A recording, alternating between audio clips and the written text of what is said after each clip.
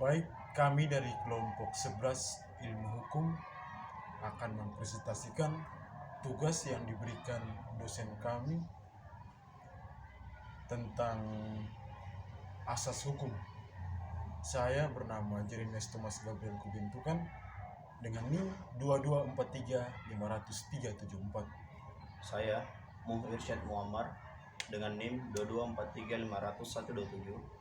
Dan saya Bayu Tegar Saputra dengan NIM 2243501356. Baik, kami akan mempresentasikan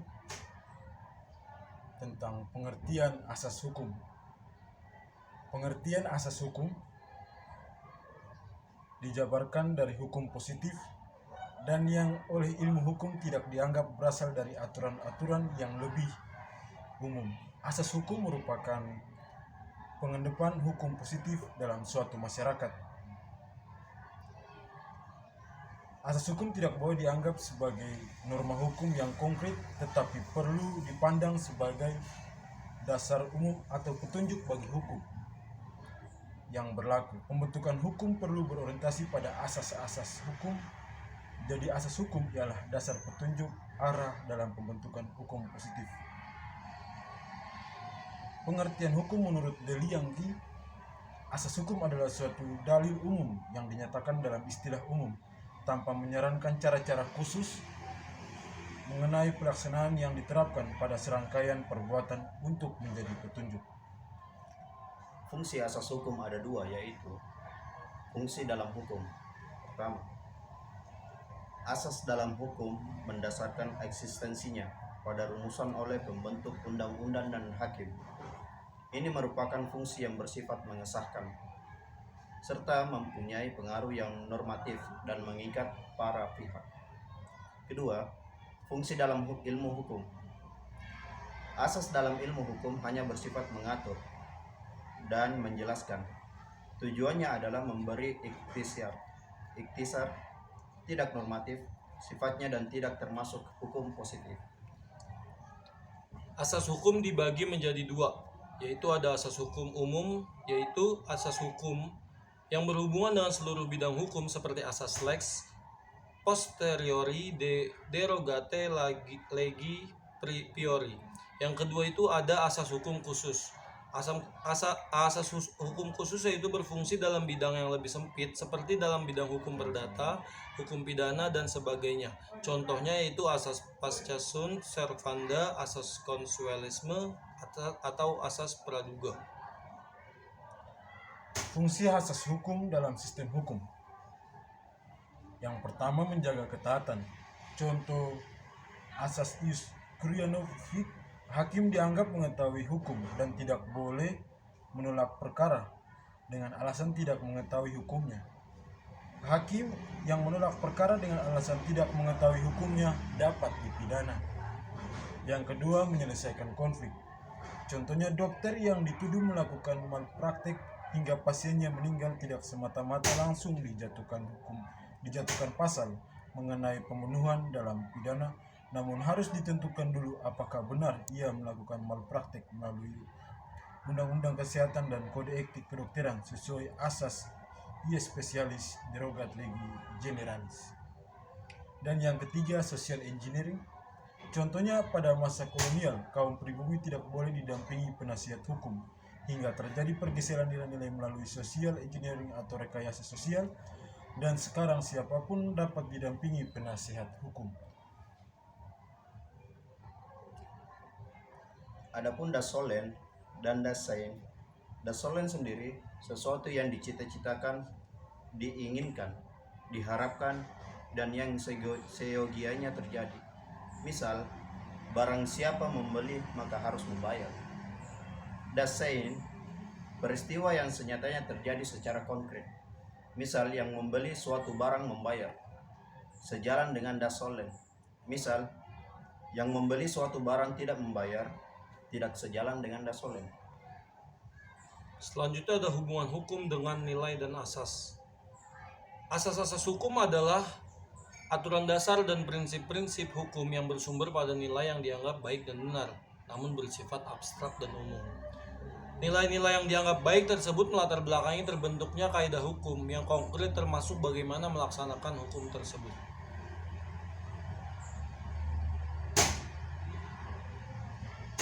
Yang kedua ada asas hukum pidana. Dalam asas hukum pidana ini terdapat 6 bagian. Yang pertama asas legalitas, yang kedua asas teritorialitas, yang ketiga asas nasional aktif, yang keempat asas nasional pasif, yang kelima asas universitas, dan yang keenam asas tidak ada hukuman tanpa kesalahan, disebut juga dengan Gustav-Sonderschule. Yang ketiga, asas hukum perdata. Asas hukum perdata ada 7. Yang pertama, asas yang melindungi hak-hak asasi manusia tercantum dalam pasal 1-3 BW. Kedua, asas bahwa setiap orang harus mempunyai nama dan tempat kediaman hukum tercantum dalam pasal 5A dan seterusnya. Ketiga, asas perlindungan kepada orang-orang yang tidak cakap untuk melakukan perbuatan hukum tercantum dalam pasal 1330. Keempat, asas yang membagi hak manusia ke dalam hak kebendaan dan hak perorangan. Kelima, asas hak milik itu adalah fungsi sosial, bahwa orang tidak dibenarkan untuk membiarkan atau menggunakan hak miliknya secara merugikan orang atau masyarakat. Dilihat dari pasal 1365. Keenam, asas pasca servanda. Setiap perjanjian itu mengikat para pihak dan harus ditaati dengan itikat baik. Ketujuh, dan yang terakhir, asas kebebasan dalam membuat perjanjian dan persetujuan. Sering juga dikenal dengan asas kebebasan berkontrak.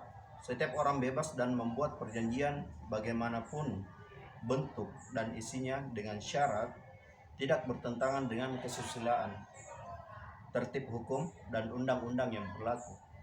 Yang keempat ada asas hukum tata negara, ada 8. Yang pertama itu ada asas negara kesatuan yang berbentuk republik, yang kedua asas kedaulatan rakyat demokrasi, yang ketiga ada asas negara hukum, negara yang berdasarkan hukum hukum yang berdasarkan kekuasaan semata. Yang keempat itu ada asas otonomi daerah, yang di dalamnya terdapat desentralisasi, dekonsentrasi, dan tugas pembantuan.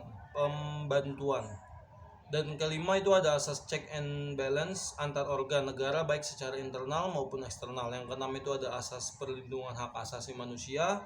Yang ketujuh ada asas keikutsertaan warga negara dalam kehidupan berbangsa dan bernegara. Dan yang terakhir ada asas negara kepulauan yang berciri Nusantara. Dan yang kelima ada asas hukum administrasi negara. Dalam asas hukum administrasi negara terdapat 3 bagian. Yang pertama asas legalitas. Setiap perbuatan administrasi negara berdasarkan hukum. Dan yang kedua asas kebebasan atau fresh information. Kepada administrasi negara diberikan kebebasan untuk atas inisiatif sendiri menyelesaikan masalah-masalah yang tumbuh dalam masyarakat secara cepat, tepat, dan bermanfaat untuk kepentingan umum tanpa menunggu adanya perintah terlebih dahulu dari undang-undang yang disebabkan undang-undangnya belum ada atau tidak jelas mengatur masalah tersebut. Dan yang ketiga, asas-asas umum penyelenggaraan pemerintahan yang baik. Asas yang keenam, ada asas hukum internasional. Ada 4 asas hukum internasional. Yang pertama, jus cogens, sebuah norma yang memiliki keutamaan dibanding dengan norma-norma lainnya. Dalam hal suatu norma telah memiliki status jus cogens, tidak dimungkinkan untuk mengalami pembatalan atau modifikasi oleh tindakan apapun. Jus cogens sebagai sumber hukum tertinggi tidak dapat dibatalkan oleh suatu kekuatan politik apapun. Contoh, norma-norma jus cogens seperti genosida, diskriminasi, rasial, agresi, penyiksaan, dan perbudakan. Kedua, prinsip kesetaraan kedaulatan. Setiap negara memiliki kesamaan kedaulatan, kesetaraan hak dan kewajiban, kesetaraan sebagai anggota organisasi internasional, tanpa mempertimbangkan adanya perbedaan ekonomi, sosial, politik, dan sifat lainnya. Di dalamnya juga terdapat prinsip turunannya seperti prinsip non-intervensi, kemerdekaan, good faith, etikat baik, non menolak atau mengakui situasi faktual dengan mendasarkan pada alasan-alasan norma dan legal dari situasi tersebut. Dan yang terakhir adalah hak menentukan diri sendiri. Ketiga, prinsip hidup berdampingan secara damai, yang di dalam prinsip ini juga terkandung makna larangan menggunakan metode perang sebagai instrumen kebijakan luar negeri, serta menyelesaikan sengketa dengan secara damai. Dan yang terakhir, self defense prinsip, pengecualian atas prinsip non intervensi yang tercantum dalam pasal 51 Piagam PBB. Penggunaan prinsip ini harus memenuhi dua elemen, yaitu keharusan dan kepatuhan. Yang ketujuh itu ada asas hukum acara. Yang pertama ada peradilan dilakukan demi keadilan berdasarkan ketuhanan yang Maha Esa, atau peradilan dilakukan demi keadilan berdasarkan ketuhanan Maha Esa adalah sesuai dengan pasal 29 Undang-Undang Dasar Negara Republik Indonesia tahun 1945. Yang kedua ada peradilan negara menerapkan dan menegakkan hukum dan keadilan berdasarkan Pancasila. Yang ketiga itu semua peradilan yang di seluruh wilayah negara Republik Indonesia adalah peradilan negara yang diatur dengan undang-undang. Yang keempat, peradilan dilakukan dengan sederhana, cepat, dan biaya ringan. Baik, terima kasih bahwa kami sudah menyelesaikan presentasi kami. Kurang lebihnya mohon maaf bila ada kesalahan kata dan omongan, harap dimaklum. Terima kasih. Sekian dan terima kasih. Sekian.